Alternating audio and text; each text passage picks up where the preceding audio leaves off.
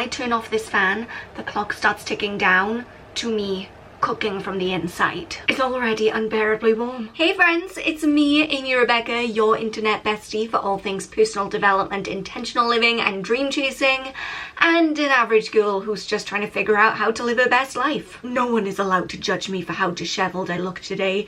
It is unbearably warm right now. I feel like I am filming this video from the inside of an oven. Anyway, in my most recent budget with me video that I uploaded last week, I had a bunch of questions about my monthly budgeting setup, the system that I use, and why I do things the way that I do. And look, I get it, elements of it must seem a little bit erratic or random, but trust me, there's method to my madness and it's working. So now seems like a really good time to kind of break it all down and explain how I budget on a monthly basis, why I do it that way, and why I think that is effective. Oh, and just so we're all clear, I'm not a financial advisor, okay?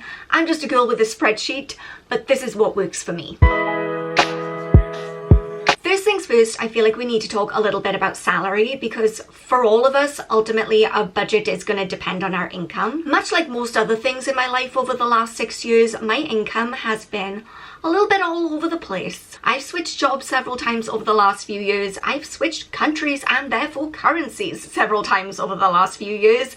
And I have been unemployed at times, and I've also been self-employed at times. Thank you for boarding the hot mess express that is my life. So my income has been all over the place. But one thing I will tell you is that my budget has been consistent. And regardless of what my income looks like, my goal is always to live frugally and to live mindfully and to try and keep my expenses to a reasonable minimum. So that way, even if I'm having a really good income month, I can set aside more money that kind of acts as a safety net for when I'm having a not so good month. And that is true especially now that I am self-employed, because my income is freaking all over the place. Someone literally tried to pay me in mushroom supplements recently. Sir, I wish that I could pay my bills in mushroom supplements, but alas, the bank will not accept that. The point that I'm trying to make is that I keep my budget very consistent and I'm very strict with it. And I recommend that you do that too.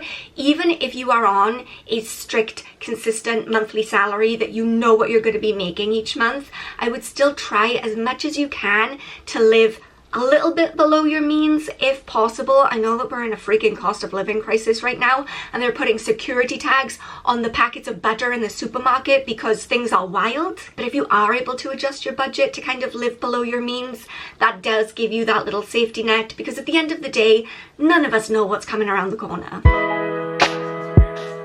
So now let's talk about the budget itself. A few months ago, I actually increased my monthly budget. It's now £750 a month, but for literally years and across many different countries, I worked with the budget of £500 a month after rent. And this is a question that I get quite often, which is, why don't you include rent in your budget? It's a good question. I guess in my head, I'm thinking that rent is a non-negotiable and it's not something that you're able to really do anything about. I mean, when I look at my budget at the end of every month, I can assess where my money is going and what categories I might be overspending in. So if I spend too much on eating out this month, then next month I'll know to eat out less. You can't do that with rent, right? You can't be like, oh, my rent is so expensive, so I'll just use fewer rooms in my home. You're kind of just stuck with it. It is what it is. There are no coupons that you can use to get money off rent. So this is the formula that I've been working with for years, is take my monthly income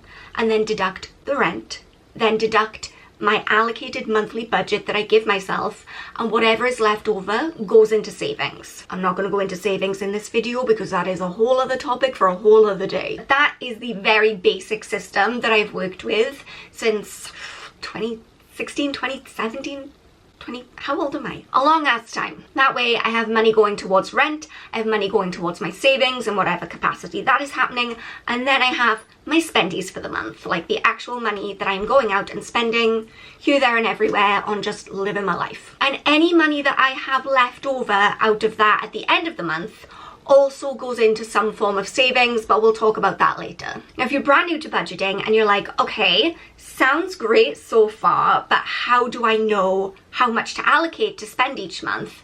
I would recommend just tracking your spending for a month or two. So just download an app. There's one I use, it's on the App Store and it's free. It's literally called Spending Tracker, I think. I'll link it down below. Go about your daily life, spend as you would usually spend, and every time you make a purchase, just put it into the app. It'll divide everything into categories for you. It's really good like that. And then at the end of that month or at the end of 2 months, just have a reflect back and see how much you are currently spending. And if you think you could probably cut that down a little bit, we want to be able to live lives that we enjoy at the end of the day. We're not Silas Marner sitting in the corner counting out the pennies like Scrooge McDuck, okay? We don't want to be like that. But we do just want to be mindful, and if there are any savings that we can make, if there are any areas where we can cut down to be a little bit more frugal, we want to do that. Next, let's talk about how I track all of this spending to stay on top of it and make sure that I'm staying within my budget. And you guys already know that I'm a spreadsheet nerd. I just live for this stuff, honestly. So like I said, I use that spending tracker app on my iPhone every time I make a purchase. And then once a week, I'll transfer that information into my budgeting spreadsheet. I absolutely freaking love my budgeting spreadsheet. I got it on Etsy. I will link it down below. It's got graphs. It's pretty. It's pink. It's got categories. It's got it all. Now, when I'm tracking my monthly budget, I like to know how much I'm spending on different areas in my life. That just makes it really easy to see where my money is going, and that way I can make adjustments if I need to. If I find myself spending a little bit too much money in one area one month, I can rein it back in the next month. And one question that I get a lot is, how do you spend so little money on groceries each month? And it's not because I'm some kind of alien life form who does not need food to survive. It's because we do family groceries for the whole household, and I don't include that in my budget tracker. And the groceries that I do include are things that I pop out to get throughout the week, just randomly. Like if I've got a massive craving for pancakes and I run out to Tesco to go get some, that I will put in here because it's additional groceries. And then I've got like eating out, petrol, drinks, coffee, gifts, clothing, takeaways, social, health, books, toiletries, transport, hair care, skincare, makeup, beauty treatments, trips, subscriptions, charity, hobbies, car, and miscellaneous. Now, obviously, you're going to want to make sure that your categories are relevant to you and your life. Then I do like to go in at the start of each month. If you've seen my monthly budgeting reset videos, then you know I like to kind of give myself a little budget for each of these categories, but I'm not strict with it, okay? It's more of an estimate of how much I think I'm gonna spend. For instance, if we look at last month, I estimated that I would spend £10 on books and I only spent £1.60, so that's great. But on the other hand, I estimated that I would spend £40 on clothing and I actually spent £114.50. Swings and roundabouts, you know? I just find that having a spreadsheet like this makes everything so much easier. I feel very on top of things. I feel very informed, and I can make informed decisions as a result. The next element of my budgeting process is cash stuffing and sinking funds, and I think this has been the major game changer for me when it comes to saving money and making sure that I actually stay within my budget consistently. Now, I cash stuff every single month, but I don't cash stuff for every single category because, like I said, I don't budget really strictly for every single category. The categories that I do cash stuff for are my car, health, which is my contact lenses because they are really freaking expensive, beauty treatments, gifts, and petrol. And I kind of use the terms cash stuffing and sinking funds interchangeably. Technically they're not, and I have a blog post about this that I will link down below. If you're new to this whole world of cash stuffing and you're like, what the heck is going on? My brain feels like it's about to explode. Go and check that out because I do explain it all there. But in its most basic sense, the difference is really that when you cash stuff, that is putting aside money for you to spend on a specific category for that month or for that week, however you do it, as opposed to sinking funds where you are putting money aside into a specific category for a later date. So I put aside £50 for petrol every month because I usually spend about that much each month on petrol, but I also put aside £50 for my car, not because I'm spending £50 every month on my car, but because the next time that there is a big expense for my car, I will have that money already put aside so that I won't have to dip into my savings or that my budget won't take a massive hit. And that has been the biggest game changer for me because I did just have to spend out a bunch of money on my car. If you watched my most recent monthly budgeting video, then you'll know, not a good time for Amy. And if I hadn't been putting that money aside every month, then I would have had to have gone into my savings because it was just a lot of money all at once. I personally like to cash stuff the old-fashioned way. I have a cash stuffing binder, and I actually got a new one just today. Heather, who is a member of my Jumpstart program, she just started her own business. This is a tangent that nobody asked for. She just started her own business. I'm going to link it down below. It's a little Etsy shop, and she sells the cutest like cash stuffing and financial budgeting type things.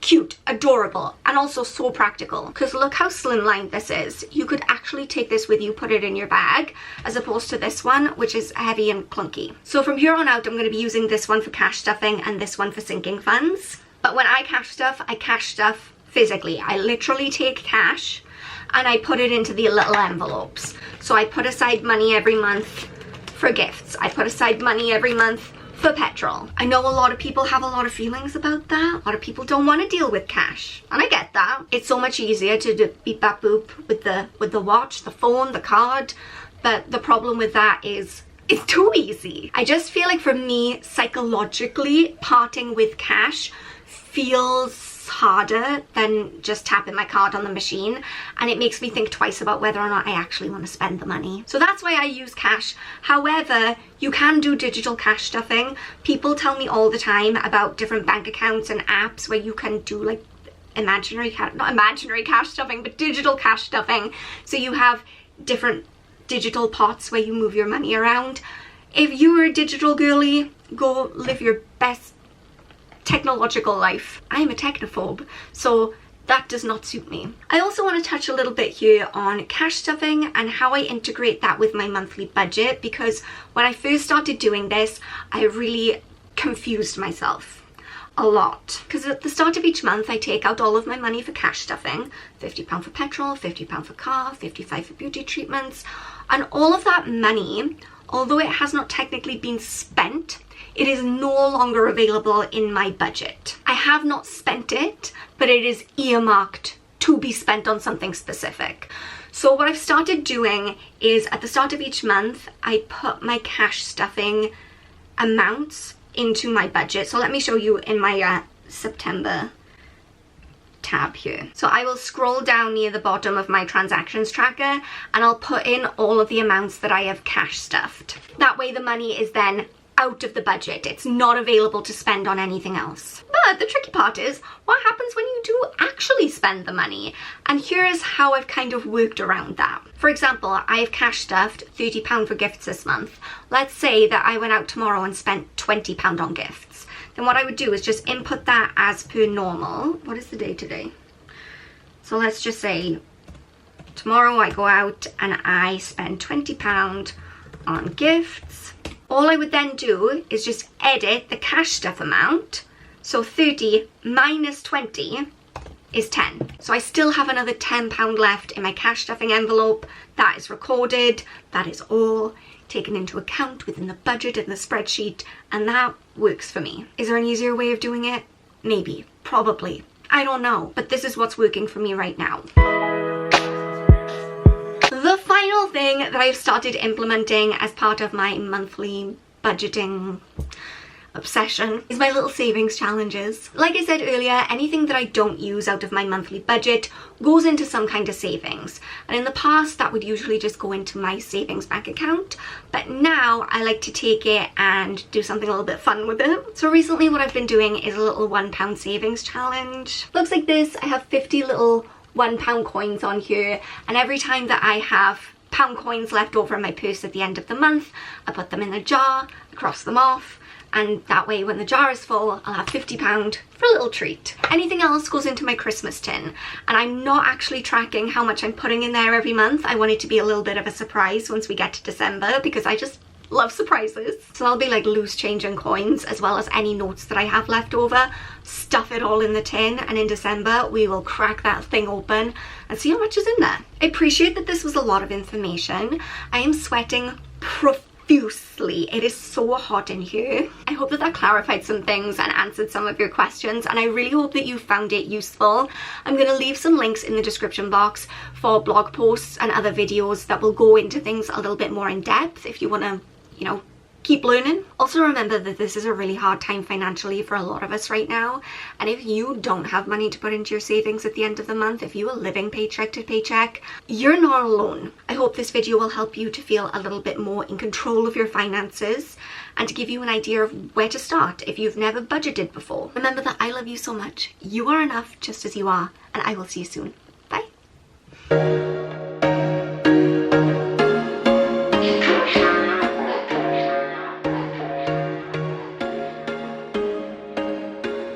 There was once